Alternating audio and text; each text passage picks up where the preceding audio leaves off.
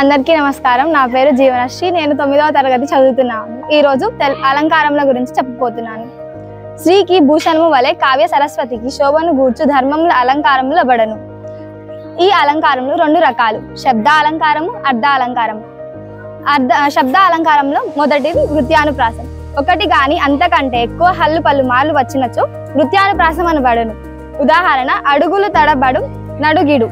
వివరణ: పై వాక్యంలో డు కారణం పలుమర్లు వచ్చినది కాబట్టి దీనిని నృత్యానుప్రాసం అందరు. నా పేరు ఉమామహేశ్వరి. నేను 9వ తరగతి చదువుతున్నాను. ఈ రోజు నేను శబ్దాలంకారాలలో 2వ అలంకారమైన చేకానుప్రాసాలంకారం గురించి చెప్తున్నాను. హల్లుల జంట వెంట వెంటనే వచ్చుటని చేకానుప్రాసం అని అందురు.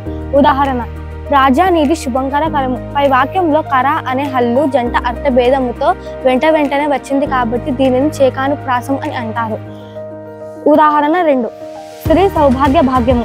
పై వాక్యంలో భాగ్య అనే హల్లు జంట అర్థభేదంతో వెంట వెంటనే వచ్చింది కాబట్టి దీనిని చేకానుప్రాసము అలంకారము అని అంటారు.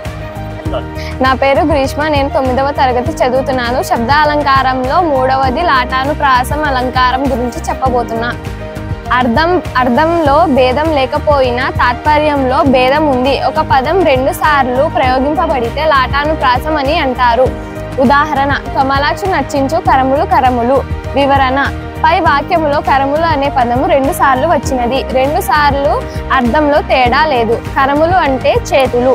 అయితే 2వసారి వచ్చిన కరములు అనే పదానికి ధన్యములైన చేతులు అని తాత్పర్య భేదము కలదు.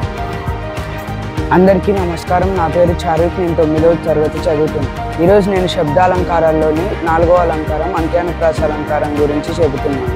పదాంతమున కానీ వాక్యాంతమున కానీ పద్యపాదంతమున కానీ ఒకే విధమైన అక్షర సముదాయములు ఉండవు. ఉదాహరణ: భానుకర కిరీటము, చిత్రకూటము. ఉదాహరణ: భానుకర క్రమ కిరీటము, చిత్రకూటము. ఇందు కిరీటము చిత్రకూటము పదాంతములయందు క్రము అని ఒకే విధమైన అక్షర సముదాయములు వచ్చినవి కనుక ఇది అంత్యానుప్రాసము.